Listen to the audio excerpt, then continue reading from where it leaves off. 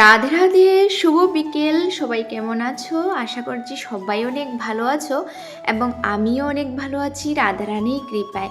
তো আজ বিকেলবেলা রেডি হয়ে আমাদের পাশের বাসার ছোটো বোনকে নিয়ে আমি যাচ্ছি আমার দিদির ঘরে। যেহেতু দিদির ঘর থেকে আগের দিন আমাদের ঘরে নিমন্ত্রণ এসেছিল, মা কালীর পুজো হবে, তাই বিকেলবেলা আমি যাচ্ছি। আর এখন তো অনেকটাই ঠান্ডা পড়ে গিয়েছে, তাই ঠান্ডার মধ্যে সোয়েটার পরেই গাড়ি করে যাচ্ছি দিদির ঘরে মায়ের পুজো। আর ও বলছিল ওকে সাহায্য করব, তাই আমি স্নান টান করেই বিকেলবেলা যাচ্ছি। তো এই যে চলে এসেছি দিদির ঘরের সামনে। তো ওনারা সামনের গেটটার মধ্যে টুনি লাইট দিয়েই ডেকোরেশন করেছেন এবং প্যান্ডেলও বানিয়েছে। তো দেখতে পাবে পুরো প্যান্ডেলটা, হেঁটে আমি অবশ্যই শেয়ার করব। আর তার আগে সোনাকে পেয়ে সোনাকে কুলে নিয়ে তারপর বাইরে আবারও এসেছি তোমাদের সবার সাথে আবার শেয়ার করতে যে ওদের ঘরে কিভাবে মায়ের পুজোর জন্য আয়োজন করা হয়েছে, মানে ভোগের রান্নার জন্য সবজি কাটা হচ্ছে।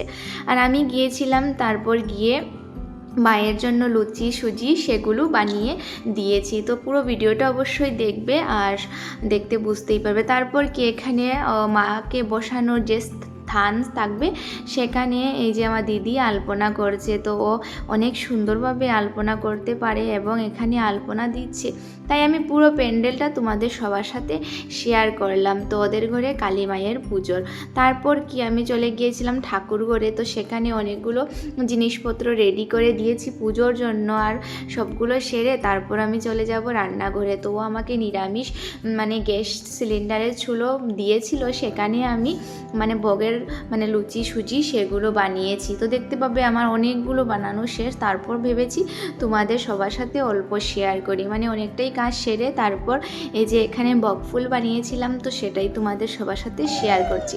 তার মধ্যে মাকে নিয়ে আসা হয়ে গিয়েছে, তো মায়ের আগমন, তাই আবারও চলে এসেছি। আর এখানে মাকে বরণ করছে দিদি, তারপর মা যাবেন উনার স্থানে বসানো হবে। আর পুরোহিত মশাই রাত্রে আসবেন। তো অনেকটাই রাত্রে পুজো হয়েছিল, যেহেতু মা কালীর পুজো রাত্রেবেলাই হয়, তাই আর অমাবস্যাও ছিল রাত্রে। তারপর কি এখানে মায়ের আসন বসানো হয়ে গিয়েছে, আর সুন্দর করে জায়গাতে মাকে বরণ করে উনার স্থানে বসানো হয়েছে। তারপর আবারও রান্না করে গিয়েছিলাম, সেখানে মানে ওদের করে খিচুড়ি পায়াস মিষ্টান্ন সেগুলো বানানো হবে। তো এখানে দিদি মানে এখানে পুজো দিচ্ছে, যেহেতু রান্না হবে ভোগের, তাই তো আমিও চলে এসেছিলাম সাথে। তো প্রণাম করে এখান থেকে যাচ্ছে। আর অনেকগুলো প্রসাদের আয়োজন ছিল, আর তার মধ্যে আশেপাশে সবার নিমন্ত্রণ ছিল, তো সবাই রাত্রেবেলায় এসে প্রসাদ খেয়েছিলেন। তারপর আমি আবারও আমার কাজে এসে গিয়েছি। তো দেখতে পাবে অনেকগুলো বকফুল আমি জাল দিয়েছি এবং দিদিকে বলেছিলাম আমাকে একটু সাহায্য করার জন্য, তো ও এসেছে। দেখতে পাবে এখানে লুচিও বানিয়ে দিচ্ছে।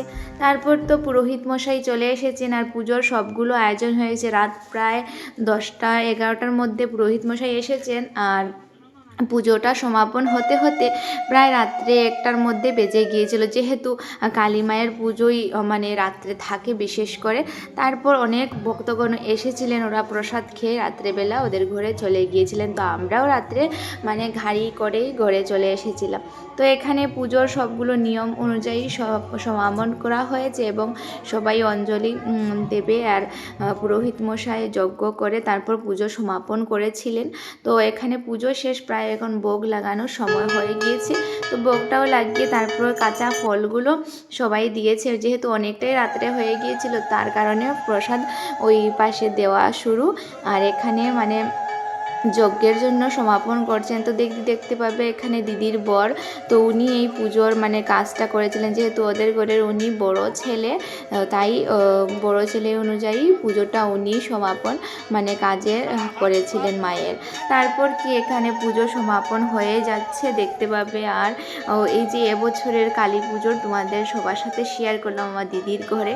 তো অবশ্যই সবাই ভালো থাকো, সুস্থ থাকো, আর এভাবে আমার পাশে থাকবে ছোটোখাটো ভিডিও দেখার জন্য। তো এভাবে করে আমাদের পুজো সমাপন হয়ে গেল। তারপর চলে গিয়েছিলাম রান্নাঘরে, যেহেতু এখানে আমরাও প্রসাদ খেয়ে ঘরে আসতে হবে তাই। তো দিদি এখানে অনেকগুলো খিচুড়ি তারপর মিষ্টান্ন সেগুলো দিচ্ছে সবাইকে, আমিও দিয়েছি। দেওয়ার পর আমরা চলে এসেছিলাম ঘরে।